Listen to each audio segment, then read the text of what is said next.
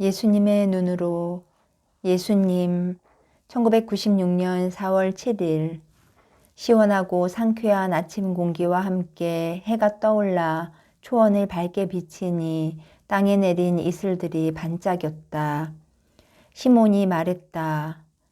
주님, 해가 떠오를 때 반짝거리는 나뭇잎의 이슬들이 참 아름답습니다.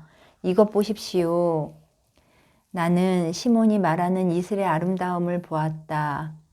시몬아, 저 이슬이 사람의 영혼이라면 이슬이 아침 햇살을 받아 반짝이듯이 어두움에 가려져 있던 영혼들도 성자의 빛을 받아 찬란히 빛나는 작은 보석같이 되는 것을 볼 수 있을 것이다. 시몬은 이슬들을 유심히 쳐다보다가 나를 돌아보며 말했다. 그렇습니다. 이슬이 정말 보석 같습니다. 참 아름답습니다. 인간이 이렇게 아름답다면 얼마나 좋겠습니까? 만약 사람들이 하느님께 완전히 순명하기만 한다면 그렇게 될 수 있을 것이다. 하느님의 사랑이 가득 차서 찬란하게 빛나게 될 것이다. 사람들은 그렇게 되기가 어려울 것 같습니다. 곁에 있던 마테오가 끼어들었다. 생각하는 것만큼 그렇게 어려운 것은 아니다. 하려고만 한다면 햇빛이 이슬을 빛나게 하는 것만큼이나 간단한 일이다. 성자의 사랑이 그들 안으로 비춰질 수 있도록 마음을 활짝 열기만 하면 되는 것이다. 그러면 힘을 얻어 그들의 짐이 가벼워지는 것이다. 우리는 하느님의 사랑과 그 사랑을 무조건 받아들이기만 한다면 하느님의 사랑이 영혼을 빛나게 한다는 이야기를 하면서 길을 걸었다. 가파르나움에 있는 시장터에서 장사를 끝내고 집으로 돌아가는 한때의 상인들이 우리를 앞서가고 있었다. 그들은 우리가 자기들을 약탈하려는 도둑이 아닌가 의심하며 자주 뒤를 돌아보았다. 평화가 여러분과 함께. 내가 손을 들어 인사를 먼저 했다. 내 말 속에 담긴 사랑과 감동을 받아 그들은 마음을 놓고 신뢰심을 가졌다. 안녕하십니까? 그들의 대표로 보이는 남자가 인사를 했다. 어디로 가십니까? 다음 마을로요. 베드로가 대답했다. 회당에 가서 기도드리고 병자를 치유해 주기 위해서지요. 자랑스럽게 말하는 유다의 키가 보통 때보다 한 자나 더 커 보였다. 병자를 치유한다고 하셨습니까? 하고 그 사람이 물었다. 같이 가던 사람들은 서로 얼굴만 쳐다보고 있었다. 그럼요. 자기가 중요한 인물이나 되는 것 같은 태도로 유다가 대답했다. 우리 선생님께서는 귀가 안 들리는 사람, 앞을 못 보는 사람, 다리를 저는 사람도 다 고치십니다. 선생님은 누구든지 고치신다고요. 유다가 흥분하여 소리쳤다. 유다야, 내가 차분하게 타일렀다. 사람들 앞에서 우리는 겸손할 줄 알아야 한다. 겸손하게 살도록 하자. 자만은 죄를 짓게 하고 겸손은 평화를 가져다 주는 것이다. 주님, 저는 저 사람들이 주님이 어떤 분이신지 알게 해주려고 말한 것 뿐입니다. 저 사람들도 주님의 사랑을 나누어 가질 수 있게 말입니다. 유다가 약간 흥이 식은 듯 말했다. 만약 내가 다른 사람들을 나에게 데리고 오고 싶으면 겸손함으로 해야 한다. 나를 따르는 자들은 모두가 겸손해야 한다. 그렇지 않다면 그들은 나의 진정한 친구도 아니고 나를 진정으로 따르는 자도 아니다. 겸손은 참된 진리의 길이다. 왜냐하면 하느님의 뜻은 겸손으로 이루어지기 때문이다. 옳으신 말씀입니다. 상인 대표자가 큰 소리로 말하면서 내 앞에 와서 무릎을 꿇었다. 제 이름은 요셉입니다. 그리고 제게 병에 걸린 아들이 하나 있습니다. 아들이 지금 우리와 함께 있는데 주님 제발 도와주십시오.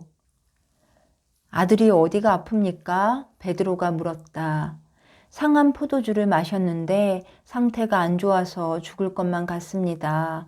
의사들도 치료할 수 없다고 하니까 이제 체념하고 집에 있는 엄마한테 데리고 가서 죽을 날만 기다려야 할 것 같습니다. 그 사람은 내 앞에서 통곡하기 시작했다. 아들을 데리고 오시오. 나는 엎드려서 그 사람을 토닥여주며 말했다. 두 남자가 18살도 채 안 된 젊은이를 부축하여 데리고 왔다. 젊은이는 혼자서는 서지도 못한 채 피를 토하고 있었다. 유다는 불쾌한 듯 뒤로 물러섰다. 나는 젊은이를 받아 안으며 말했다. 하느님의 사랑으로 가득 넘쳐라. 그리고 하느님을 위해 살아가거라. 나의 말과 함께 그는 구토를 중단하고 언제 아팠느냐는 듯이 벌떡 일어섰다. 젊은이의 아버지가 울면서 달려와 아들을 껴안았다. 내 아들아, 내 아들아. 그 아들은 내 눈을 유심히 들여다보더니 그 자리에서 무릎을 꿇고 말했다. 선생님, 제게 베풀어 주신 하느님의 자비하심에 감사드리기 위해 저도 선생님을 따라가고 싶습니다. 언젠가 너의 도움이 필요하게 될 것이다. 그때까지는 내 가족과 함께 지내거라. 처음에는 실망하는 눈치였지만 젊은이는 즉시 활짝 웃으며 말했다. 제가 나중에 도와드릴 수 있는 일이 무엇입니까, 주님? 어느 날 어떤 사람이 십자가에 매달릴 것이다. 그 사람은 다른 사람들을 위하여 자기 목숨을 내어놓은 것이다. 그 십자가 아래에는 가슴이 산산이 부서진 그의 어머니가 자기 아들을 받아 안으려고 기다리고 있을 것이다. 그때 내가 그의 몸을 십자가에서 내려 그 어머니 품에 안겨드리게 될 것이다. 젊은이의 아버지가 말했다. 주님, 만약 필요하시다면 저도 거기서 도와드리겠습니다. 당신도 거기서 돕게 될 것이요. 요셉, 그리고 사람들은 당신의 이름을 온 세대를 거쳐 기억하게 될 것이요. 선생님, 식사를 하셨습니까? 젊은이가 물었다. 아니요. 젊은이의 물음에 유다가 즉시 대답했다. 나는 배가 고파 죽을 지경이요. 그러면 저희들과 함께 식사를 나눕시다. 요셉의 초대로 우리는 아침 식사를 맛있게 먹은 후에 다른 길로 가기 위해 그들과 헤어졌다. 예수님, 1996년 4월 8일, 그 사람들 좋은 사람들이었습니다. 야고보와 같이 내 곁에서 걷고 있던 안드레아가 만족한 표정을 하고 말했다.